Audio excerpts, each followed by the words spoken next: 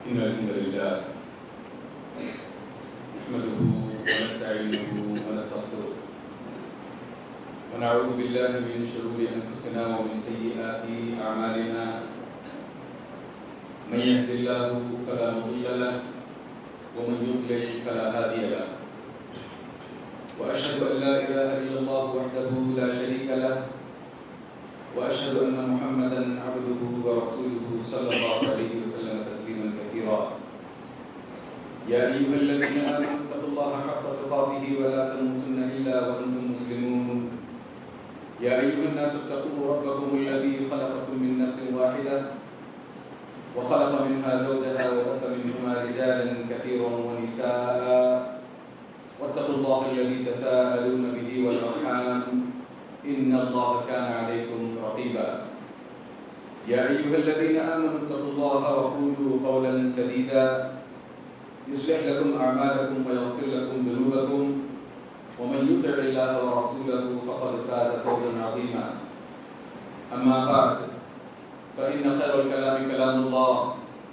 وخير الهدي هدي محمد صلى الله عليه وسلم وشر الأمور محدثاتها وكل محدثة بدعة وكل بدعة ضلالة وكل ضلالة في النار قال الله تبارك وتعالى فما آمن لموسى إلا ذرية من قومه وكذلك قال الله عز وجل إنهم فتية آمنوا بربهم وزدناهم هدى برادران اسلام اور امت مسلمہ کی پردہ نشین ماں و بہنوں،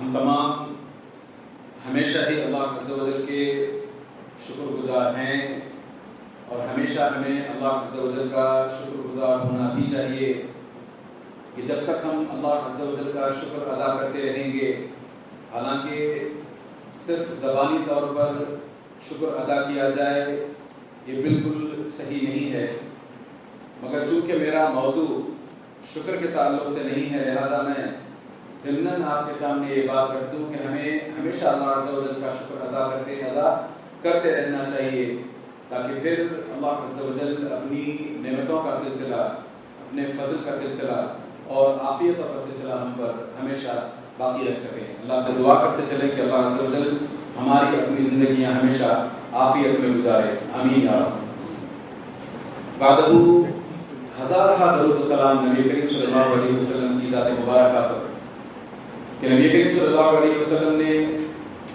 رہتی دنیا تک اپنی 23 سالہ نبوت والی زندگی ہی میں صحیح قدم قدم پر دکھلا دیا کہ اگر ہمیں اس دنیا اور آخرت دونوں کی کامیابی چاہیے تو ہمیں ہمیشہ اسلام سے چمٹے رہنا ہے، کیونکہ اسلام ہی میں ہماری اپنی اس دنیا میں سربلندی ہے، سکسیس ہے، اور اسی طریقے سے ہمارا آخرت کا سفر بھی آسان رہے گا۔ اللہ عز و جل کے فضل و کرم سے ہم انشاءاللہ تعالی جنت میں داخل ہو سکیں گے اگر ہم دین سے چمٹے رہیں، دین پر باقی رہیں، دین پر ہماری موت ہو۔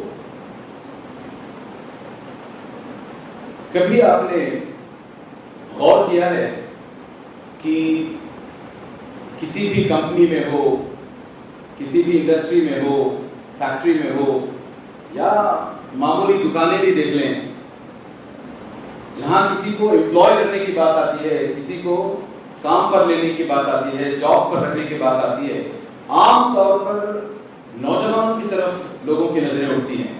پھر چاہے وہ کوئی کمپنی ہو، عام طور پر چاہتی ہے کہ نوجوانوں کو وہ ہائر کرے، انڈسٹریز ہوں، فیکٹریز ہوں، کوئی عام طور پر بوڑھوں کو ہائر نہیں کرتا۔ ہاں، ایک آدھ اوپری پوزیشن جو مارگ درشن جسے کہتے ہیں، اس کے لیے اگر ٹاپ موسٹ کی کوئی پوزیشن، خاص طور سے جس بندے نے 20 25 30 سال اپنی جوانی کے اس طریقے سے کام کرتے ہوئے اپنا ٹریک ریکارڈ پروون کرتے ہوئے نکالے تو اور بات ہے، ورنہ عام طور پر نوجوانوں کو بڑی امید کے نظر سے دیکھا جاتا ہے۔ اس کی ایک تازہ مثال، یہ جو نیا سلسلہ چل اٹھا ہے 4 سال تک ملازمتوں کا، آرمی وغیرہ میں صرف 4 سال کی ملازمت کا نیا جو سلسلہ چل رہا ہے، اس کو بھی غور سے دیکھیں۔ حالانکہ میں اس پر بات نہیں کر رہا، بس آپ کا دھیان کسی طرف کھینچنا چاہتا ہوں میں کہ عام طور پر کسی بھی قوم کی ترقی کے لیے، کسی بھی قوم کی کامیابی کے لیے اس کی اپنی نوجوان نسل کی طرف دیکھا جاتا ہے. اور اگر نوجوان نسل ہسلنگ بسلنگ ہو، نوجوان نسل دین پر قائم دائم ہو، نوجوان نسل جس مشن کو اس کے لیے کھڑا کیا جائے اس پر وہ چکنگ الانگ جسے کہتے ہیں وہ کرتی رہے، گامزن ہو، تو پھر اس قوم کا کوئی بال باقا نہیں کر سکتا، وہ قوم سربلند ہو کر رہے گی. مسلمان قوم کے ساتھ بھی یہی معاملہ ہے.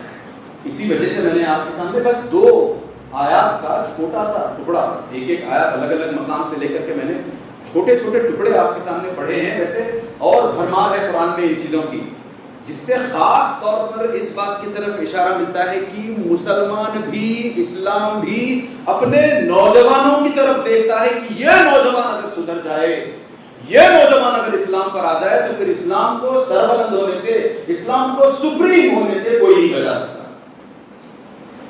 میں نے آپ کے سامنے جو آیت پڑھی تھی، فَمَا آمَنَ لِمُوسَىٰ إِلَّا ذُرِّيَّةٌ مِّن قَوْمِهِ، موسیٰ علیہ السلام پر ان کی اپنی قوم میں سے کس نے ایمان لایا تھا؟ بوڑھے بزرگوں نے نہیں، نوجوان لڑکوں نے. امام ابن کثیر رحمہ اللہ اس آیت کی تفسیر میں صاف طور پر کہتے ہیں وَهُمْ الشَّبَابُ، وہ نوجوان لوگ تھے جنہوں نے اپنی اس جو قوم تھی اس قوم کی کایا پلٹ دی تھی، رخ پلٹ دیا تھا، وہ نوجوان قوم تھے. اسی طریقے سے سورۃ الکہف کی آیت کا ایک چھوٹا سا ٹکڑا میں نے آپ کے سامنے پڑھا، انہم فتیۃ آمنوا بربہم، وہ اصحاب الکہف، کہف کی قوم کے جو لوگ تھے وہ بھی نوجوان تھے. انہم فتیۃ آمنوا بربہم، وہ ایمان پر ثابت قدم رہے، انہوں نے اپنی زندگی کا مقصد پہچانا، وہ زندگی بھر ایمان پر اللہ عز و جل کے دین کو بلند کرنے میں، اللہ عز و جل کے دین کی خدمت کرنے میں لگے ہوئے تھے. نتیجتاً وزدناہم ہدی، اللہ عز و جل نے ان کی ہدایت میں نہ صرف اضافہ کیا بلکہ رہتی دنیا تک کے لیے ان کو مثال بنا کر چھوڑ دیا. اسی وجہ سے ہم one of the reasons جو ہم سورۃ الکہف کا جمعہ پڑھتے ہیں یہ کہ ہم اس چیز سے ریفلیکشن لے کر کے اپنے لیے انفرنسز ڈرا کر سکیں، اسباب لیسنز ڈرا کر سکیں. عام طور پر یہی ہوتا ہے اور یہی کچھ نبی کریم صلی اللہ علیہ وسلم نے بھی کیا کہ میں نوجوان نسل کی طرف بڑی امید سے دیکھتا ہوں. آپ کو تو وہ واقعہ پتا ہوگا، میں اس واقعے کی تفصیل میں جانا نہیں چاہتا. طائف سے نبی کریم صلی اللہ علیہ وسلم 3 بڑے بڑے وہاں کے سرداروں کو دعوت دے کر کے دوسرے مانوں میں ناکام لوٹ رہے تھے، کیونکہ تینوں میں سے کسی نے اسلام قبول نہیں کیا. بلکہ میں اگر اس کی ڈیٹیل میں جاؤں تو اس پر صرف اسی پر خطبہ بن سکتا ہے کہ کیسے ان تینوں نے نبی کریم صلی اللہ علیہ وسلم کا مذاق اڑانے کی کوشش کی. بس نظر that's not the point. The point is جب نبی کریم صلی اللہ علیہ وسلم واپس ہوتے ہیں ایک پوائنٹ پہ جبریل علیہ السلام پہاڑوں کے فرشتے کو لے کر کے آ جاتے ہیں، کہتے ہیں اے نبی کریم صلی اللہ علیہ وسلم یہ پہاڑوں کا فرشتہ ہے، اللہ عز و جل نے اسے آپ کے لیے اور آپ کی حفاظت کے لیے بھیجا ہے، آپ اس سے بات کریں. نبی کریم صلی اللہ علیہ وسلم سے وہ فرشتہ کہتا ہے اگر آپ اجازت دیں یا رسول اللہ تو ان 2 پہاڑوں کے بیچ میں جو طائف کی بستی ہے، جن لوگوں نے ایمان آپ پر نہیں لایا بلکہ جن لوگوں نے آپ کی لنچنگ کی ہے، اگر آپ ایک حکم دیں تو ہم ان 2 پہاڑوں کو ایسے ملا دیں گے کہ اس کے بیچ کی بستی پس کر رہ جائے. نبی کریم صلی اللہ علیہ وسلم چاہتے تو ہاں کہہ دیتے. اگر نبی کریم صلی اللہ علیہ وسلم کی ویژن کو دیکھیں، کتنے بڑے ویژنری تھے نبی کریم صلی اللہ علیہ وسلم. نبی کریم صلی اللہ علیہ وسلم نے کہا نہیں، مجھے اس قوم کے ان لوگوں سے امیدیں نہیں، نہ صحیح مگر اس کے بعد جو ان کے پیچھے جو نسل چل رہی ہے جو ابھی جوان ہوا چاہتی ہے، اب تک میں ان کے اندر جوانی آنے والی ہے، مجھے اس نسل سے، اس نوجوان نسل سے امید ہے. آج کا نوجوان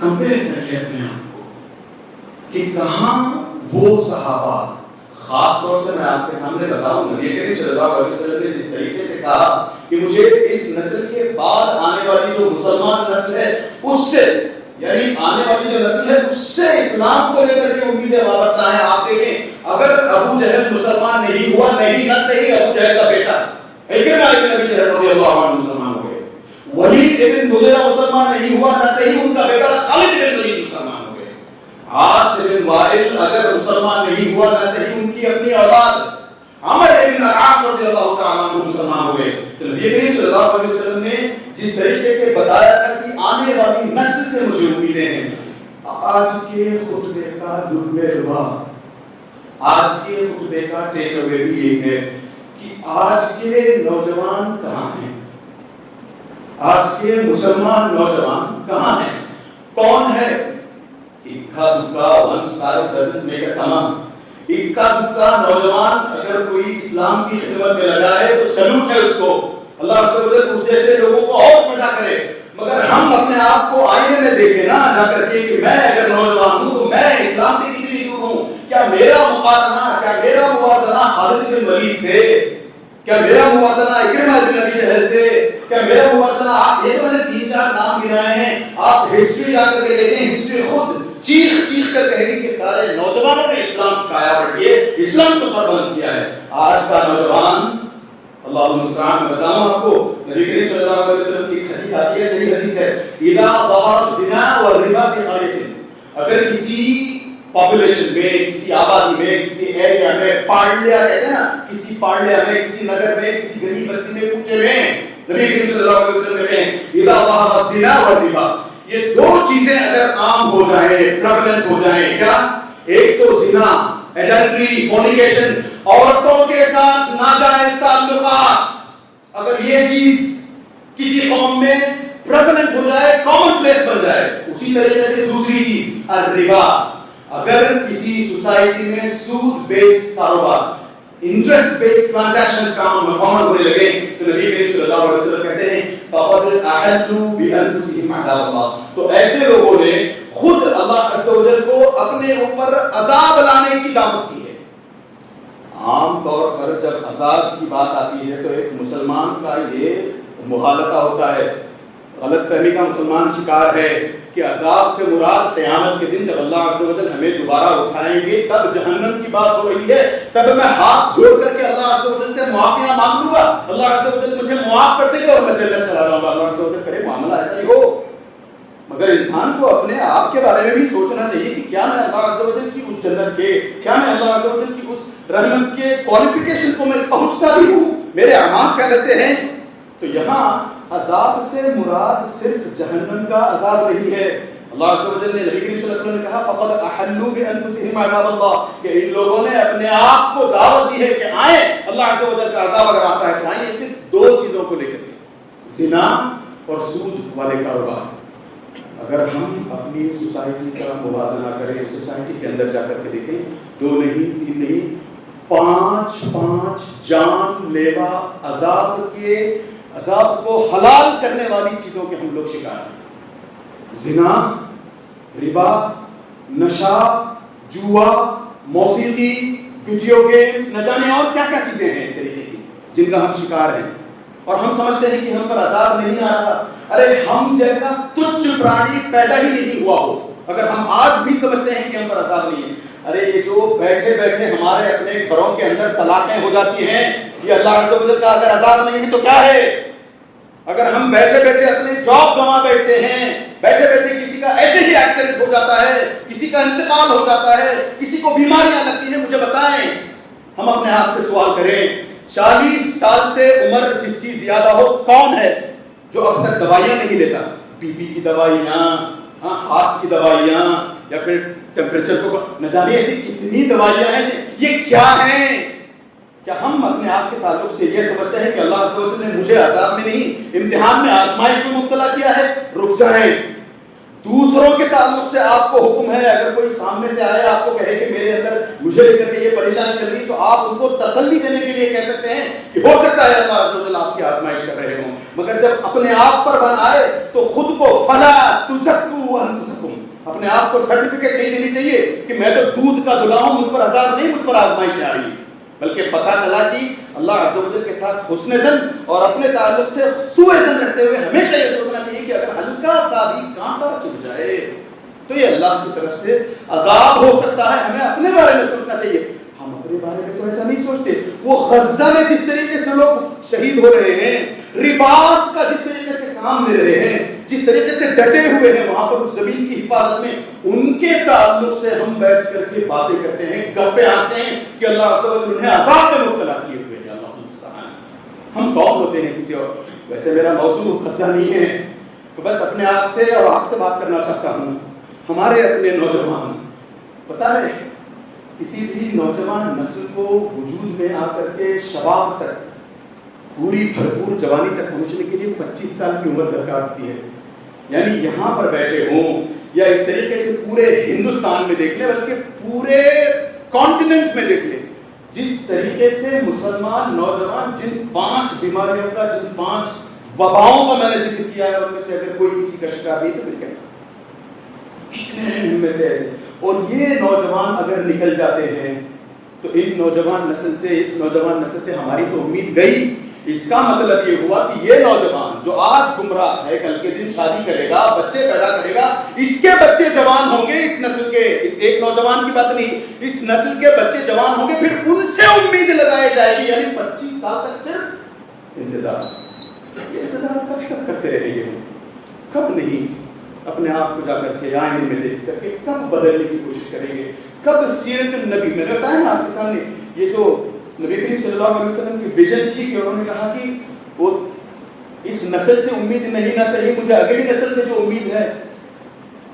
10 سال لگے ہیں مشکل سے نبی کریم صلی اللہ علیہ وسلم کے اس واقعے کے بعد، اس سٹیٹمنٹ کے بعد کہ اس نسل کو کچلو مت، مجھے اس کی بعد والی نسل سے امید ہے. 10 سال لگے ہیں. Within 10 years مکہ کانکر کر لیا گیا، مکے کو فتح کر لیا گیا within 10 years.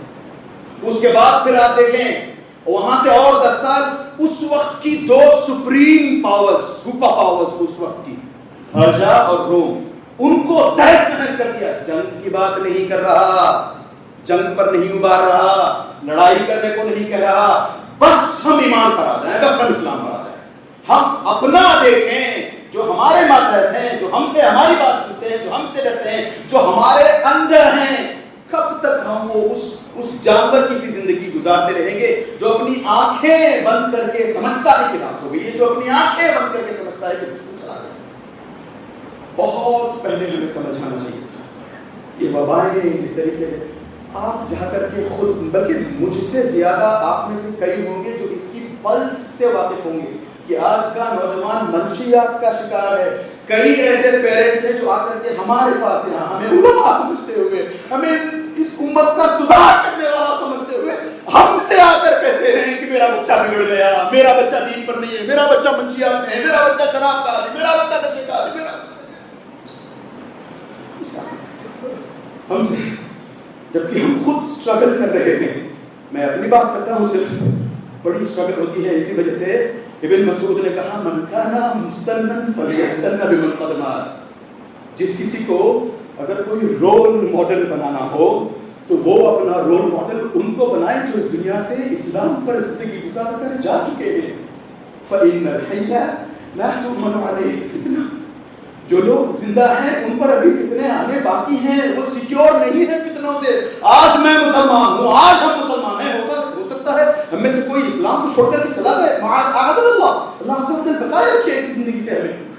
تو ہم سے آ کر کے گہار لگاتے ہیں میرا بچہ بس میری آنکھوں کے سامنے رہے، میں اس کو ڈانٹوں گا، اس کو نشے سے دور کرنے کے لیے کہوں گا، اس کو اچھی عادتوں میں، اس کو نماز کو چھوڑ کر چلا جائے گا میرے گھر کو، وہ چھوڑ کر چلا جائے، وہ پتہ نہیں کہاں چلا جائے گا، خودکشی کر لے گا، اس سے تو بہتر ہے کہ میری آنکھوں کے سامنے زندہ پڑا دے. یہ بہت جگہ ہو رہا ہے. اگر ہم اب بھی نہیں جاگیں گے تو پتہ نہیں اور کون سی ایسی طاقت ہے اور کون سا ایسا وقت ہے. کیا ہم سمجھتے ہیں کہ امام مہدی آئیں گے، ان کے ہاتھ میں ایک جادوئی چھڑی میجک وانڈ ہوگی، وہ گھما دیں گے اور سب کے سب نہیں. امام مہدی کو ہم میں سے جو نیک ہیں ان کی ضرورت ہے.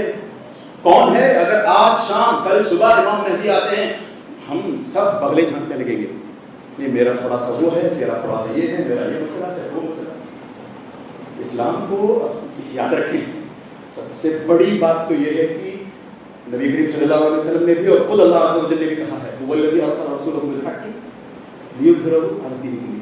یہ دین ساری دنیا پر غالب آ کر رہے گا. یہ دین، اس کا بول بالا ہر کوئی اس کا نام لے کر رہے گا. لوگ مسلمان ہوں گے ریوائول ہوگا, رنیسانس ہوگا, دوبارہ اسلام پھیلے گا, دوبارہ اسلام خوب چرچت ہوگا, مگر ہم کیا اس کام میں اپنے آپ کو پاتے ہیں اس کام کے کرتے ہوئے یا نہیں, یہ ہمارے اپنے ہاتھ میں ہے.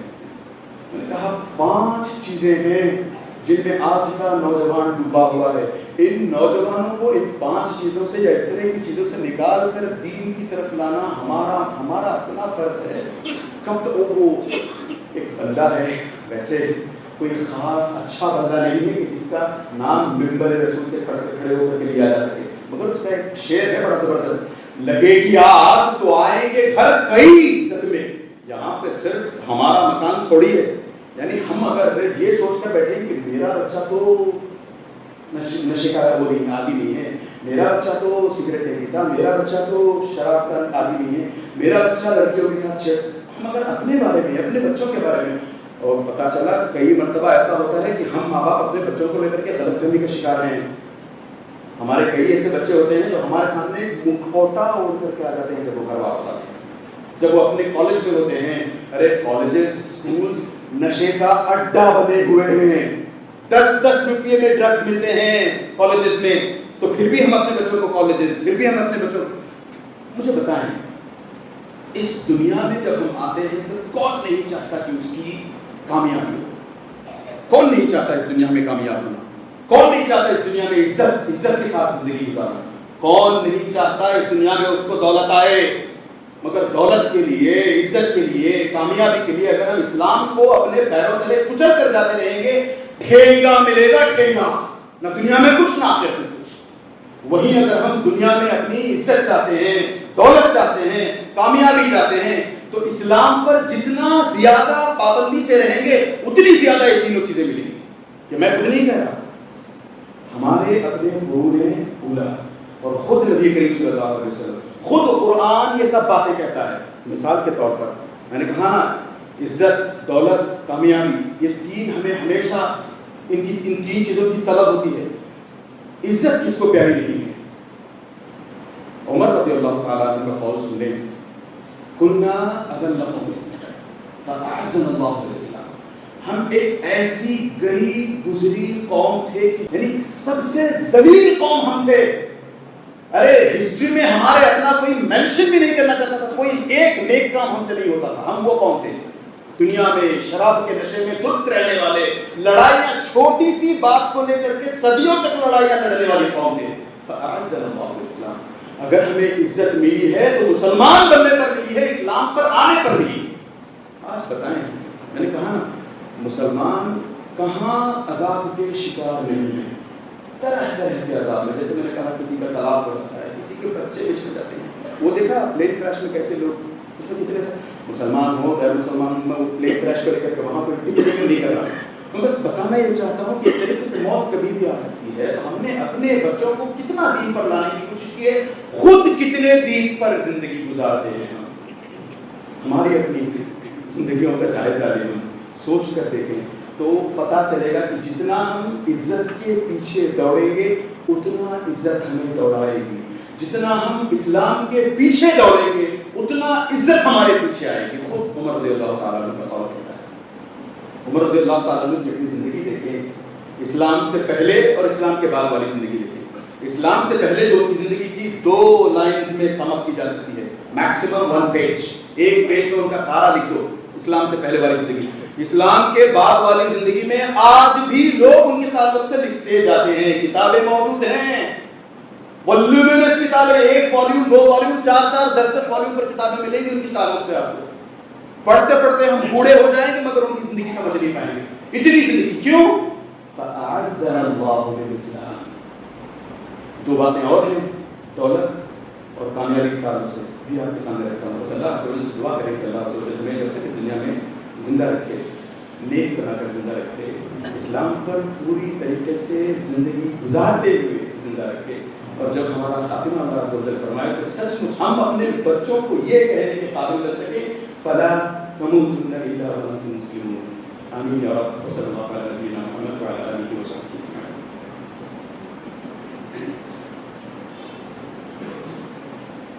الحمدللہ والصلاۃ والسلام علی من لا نبی بعدہ. میں نے کہا نہیں چاہتا. جب ہر کوئی اس دنیا میں آتا ہے چاہتا ہے کہ اسے پیسہ خوب ملے. اللہ عز و جل خود قرآن میں کئی جگہ فرماتے ہیں اور اس کی ایک زبردست حدیث بھی ہے, من کانت الآخرۃ ہمہ. اگر ہم اپنی دنیا سدھارنا چاہتے ہیں مگر ایکسپیریمنٹل نہیں کہ ٹھیک ہے مولوی صاحب نے کہہ دیا ہے میں جا کر کے اگلے 8 دن اگلے 15 دن اگلے 1 سال, نہیں, ایکسپیریمنٹل نہیں, یہ میرا اپنا کہنا نہیں ہے. کعب بن مالک رضی اللہ تعالیٰ عنہ وہ من کان یرید حرث الآخرۃ نزد له في حرثه ومن کان یرید حرث الدنیا نؤتہ منها وما له في الآخرۃ من نصیب کے تفسیر میں کہتے ہیں کہ جو کوئی ایکسپیریمنٹلی دنیا, اچھا میں دنیا چھوڑ کے دیکھتا ہوں 1 سال 1 مہینہ 1 دن, نہیں, پھر مجھے آخرت ملتی ہے اور دنیا ملتی ہے کہ نہیں, آپ کو اپنا پورا ایمان لگانا پڑے گا اس میں, آپ کو پوری دل جمعی کے ساتھ, پوری یکسوئی کے ساتھ, پورے ہول ہارٹیڈلی آپ کو دین کے اندر دھسنا پڑے گا. آپ کی دنیا خود اللہ عز و جل کے نبی صلی اللہ علیہ وسلم فرماتے ہیں اتتہ الدنیا وہی راغمہ, دنیا ذلیل ہو کر ہمارے قدموں کے تلے آئے گی, ہمارے قدموں میں آئے گی. کب؟ جس کا آبجیکٹو, جس کا گول, جس کا پرپس آخر. ہم میں سے کون کامیابی نہیں چاہتا؟ عزت کی بات ہوگی, دولت کی بات ہوگی, کون کامیابی نہیں چاہتا؟ خود اللہ عز و جل کہتے ہیں فَمَنْ زُحْزِحَ عَنِ النَّارِ وَأُدْخِلَ الْجَنَّةَ فَقَدْ فَازَ. سچی کامیابی یہ نہیں ہے کہ آپ ایک ٹاپ کلاس بزنس مین بنیں. سچی کامیابی یہ نہیں ہے کہ آپ اپنی کمپنی کے سی ای او بن کر زندگی گزاریں. سچی کامیابی یہ نہیں ہے کہ آپ اپنے امپائر کے ان گراؤنڈ پرنس بن جائیں. نہیں, سچی کامیابی تو وہ ہے کہ ہم اور آپ آگ سے, جہنم سے بچا لیے جائیں, جنت میں داخل کر دیے جائیں. الا ان سلعۃ اللہ غالیہ, الا ان سلعۃ اللہ ہی الجنہ. اللہ عز و جل کی کموڈٹی جنت آسان نہیں ہے, اس کے لیے پاپڑ اس دنیا میں بیلنے پڑتے ہیں. بس 2 باتیں کہہ کر انشاءاللہ تعالیٰ آپ کے سامنے ساری بات ختم کرتا ہوں. وہ قصہ یاد کریں, میں پھر سے سارے قصے کی تفصیل میں نہیں جانا چاہتا, خاص طور سے ان لوگوں کے لیے, کچھ لوگ ہیں ہمارے اپنی سوسائٹی میں, ہاں آستین کی آنکھ سانپ کہیں ان کو, اللہ المستعان, اللہ عز و جل ہمیں بھی انہیں بھی ہدایت پر رکھے, آمین یا رب. کچھ لوگ ہیں جو یہ کہتے ہیں کہ سیرت النبی صلی اللہ علیہ وسلم آج کی ڈیٹ میں کمپیٹیبل نہیں ہے. سیرت النبی وہ 1400 سال پرانی بات ہے. آج آپ فیری ٹیل کے طور پر سناؤ تو سنے, مزے لیں, مگر آپ اس کو آج کے کانٹیکسٹ میں لا کر کے فٹ کرنا چاہتے ہو, امپاسبل. کچھ لوگ کہتے ہیں. ان کے لیے ایک چھوٹا سا نمونہ پیش ہے, چھوٹا سا نمونہ. ویسے جو میں نے تھوڑی دیر پہلے بتایا تھا نا طائف کا قصہ, وہ خود بھی ایک نمونہ تھا. میں بتاؤں آپ کو, the fact of the matter یہ ہے کہ آج سیرت النبی جتنی ریلیونٹ ہے شاید ہی پہلے کبھی نہیں. ہمیں سیرت النبی سے دروس لینے نہیں آتے, ہمیں سیرت النبی کو اس نظر سے پڑھنا نہیں آتا. گناہ چھوڑیں گے تو سیرت النبی اس طریقے سے سمجھ میں بھی آنے لگے گی. تو میں بات اصل میں ایک قصے کی کر رہا تھا. احد کسے نہیں پتا, نام سے پتا ہوگا, احد کا پہاڑ, غزوۃ الاحد, جنگ احد. اس میں ایک پوائنٹ ایسا آیا تھا کہ نبی کریم صلی اللہ علیہ وسلم کے موت کی افواہ, قتل ہونے کی افواہ شیطان نے اڑا دی. زور سے کہلایا تھا, شیطان نے زور سے چلایا تھا کہ محمد قد مات, ان محمدن قد مات, محمد مر چکا ہے. اس نے کہا تو لوگوں نے بلیو بھی کرنا شروع کیا. لوگوں میں افواہ فائر کی طرح پھیلتی چلی گئی کہ ہاں شاید سچ مچ نبی کریم صلی اللہ علیہ وسلم کا انتقال ہو گیا ہے. ایونچولی ہوا یہ کہ ایک پوائنٹ آیا ہے, ابو سفیان اپنے اس وقت کے مشرکین لوگوں کے ساتھ جو جنگ کے لیے آئے ہوئے ہیں, وہاں سے زور سے چلاتا ہے افی القوم محمد, کیا تمہاری اپنی قوم میں محمد ہے؟ کیونکہ اس کو خبر لگی ہے کہ نبی کریم صلی اللہ علیہ وسلم کا انتقال ہو چکا ہے, تو وہ کنفرم کرنا چاہتا ہے افی القوم محمد. 3 مرتبہ پوچھا. نبی کریم صلی اللہ علیہ وسلم نے کہا لا تجیبوا, ڈونٹ اوپن یور ماؤتھ, جواب مت دو, کچھ مت بولو, خاموش ہو, سب خاموش. اس کے بعد جب 3 بار بھی سوال کا جواب نہیں آیا تو اس نے سمجھا کہ شاید نبی کریم صلی اللہ علیہ وسلم نے انتقال ہوا ہے. افی القوم ابن ابی قحافہ, کیا تمہاری قوم میں ابو بکر موجود ہیں؟ نبی کریم صلی اللہ علیہ وسلم نے کہا جواب مت دو. 2-3 مرتبہ دہرایا, جواب نہیں آیا. افی القوم ابن الخطاب, کیا تمہاری قوم میں عمر ابن خطاب موجود ہیں؟ نبی کریم صلی اللہ علیہ وسلم کا پھر سے اشارہ, کوائٹ, ایک لفظ نہیں, مت بولو. جیسے ہی اس نے ایسرٹائن کر لیا ابو سفیان نے, آگے چل کر کے مسلمان ہو گئے. ہاں ابھی تک میں اسے کہہ رہا ہوں، آگے سنیں. جیسے ہی اس نے ایسرٹین کر لیا کہ اب یہ تینوں قتل ہو چکے ہیں، اچھل اچھل کے نعرے لگانے لگا کہ اب لات کی بلندی ہو، عزا کی بلندی ہو، حبل کی بلندی ہو. یعنی یہ کہنے لگا کہ جنگ اب جنگ ہم جیتیں گے، کیونکہ محمد نہیں ہے، ابوبکر نہیں ہے، عمر نہیں ہے، اب جنگ آسانی سے جیت جا سکتی ہے. آج کل کے جو لوگ نشے کے کاروبار میں ہیں، نشہ لوگوں میں عام کرنا چاہتے ہیں، وہ ہم سے اصل میں یہی چاہتے ہیں کہ ہمارے اندر کوئی محمد، ہمارے اندر کوئی ابوبکر، ہمارے اندر کوئی عمر پیدا نہ ہو. اس وجہ سے انہوں نے ہمیں منشیات میں، ڈرگز میں، نشے میں، شراب میں، جوئے میں، موسیقی میں ڈھکیلا ہوا ہے، اور جو بڑے ہیں ان کو سود میں ڈھکیلا ہوا ہے. ہم جب جاگیں گے تو ان کو پتا ہے، ان اینٹی سوشل ایلیمنٹس کو پتا ہے کہ جس دن ہم جاگ گئے پھر سے ہماری قوم کے اندر محمد، ابوبکر، عمر رضی اللہ عنہ صلی اللہ علیہ وسلم پیدا ہو سکتے ہیں، یہ پیدا ہو جائیں گے، پھر سے اسلام سپریم ہونے لگے گا. اس لیے ان کو لگائے رکھو. یہ گیم کیوں نہیں سمجھتا ہو؟ Why don't you understand simple logic, simple game؟ کب بدلے گے ہم؟ پتا ہے اس واقعے کے بس 6-8 سال بعد خود نبی کریم صلی اللہ علیہ وسلم کے کانڈکٹ کی وجہ سے، اپنے ڈمینر کی وجہ سے، اپنے اچھے اخلاق کی وجہ سے، جو ابو سفیان اس وقت اولو حبل، یہ ابو سفیان آگے چل کر کے خود مسلمان ہوتے ہیں. تو ہمیں یہ سبق لینا ہے کہ ہم اگر اپنے معاشرے میں، بالکل آخر ہم اپنے معاشرے میں اس طریقے سے لوگوں میں جا کر کے منشیات سے، ڈرگس سے، نارکوٹکس وغیرہ سے لوگوں کو، نوجوانوں کو نکالنے کا کام کریں گے، ہماری ویژن، مسلمانوں کی ویژن تو دوسروں سے الگ ہوتی ہے. ہمیں یہ بھی سوچنا چاہیے کہ ہم صرف اپنی قوم کے لوگوں کو نہیں، غیروں کو بھی ڈرگس سے نکالنے کی، نارکوٹکس سے نکالنے کی، نشے سے نکالنے کی کوشش کریں گے. ان دا پروسیس پتہ چلا ان میں سے کئی لوگ اسلام کے فوج میں آ جائیں گے انشاءاللہ. اللہ سے دعا کریں کہ اللہ عز و جل ہمیں اس قابل بنائے کہ ہم خود دین پر چل سکیں، نشے جیسی چیزوں سے دور رہ سکیں، اور دوسروں کو بھی اس طریقے سے نشے والی چیزوں سے دور کرتے ہوئے اسلام پر لے آ سکیں. اللہ عز و جل ہمیں اتنا قوی مومن بنائے، اتنا طاقتور مومن بنائے. اللہ عز و جل جب تک ہمیں دنیا میں رکھے، پوری عافیت کے ساتھ رکھے. جب ہمارا اسلام سے، جب ہمارا اس دنیا سے جانا ہو تو اللہ عز و جل ہماری اپنی زبانوں پر کلمہ توحید جاری فرمائے. ان اللہ و ملائکتہ یصلون علی النبی یا ایھا الذین آمنوا صلوا علیہ وسلموا تسلیما. اللهم صل علی محمد وعلی آل محمد کما صلیت علی ابراہیم وعلی آل ابراہیم انک حمید مجید. اللهم بارک علی محمد وعلی آل محمد کما بارکت علی ابراہیم وعلی آل ابراہیم انک حمید مجید. عباد اللہ رحمني ورحمكم الله، ان الله يأمر بالعدل والإحسان وإيتاء ذي القربى وينهى عن الفحشاء والمنكر والبغي والعظيم لعلكم تذكرون. اذكروا الله يذكركم وادعوه يستجب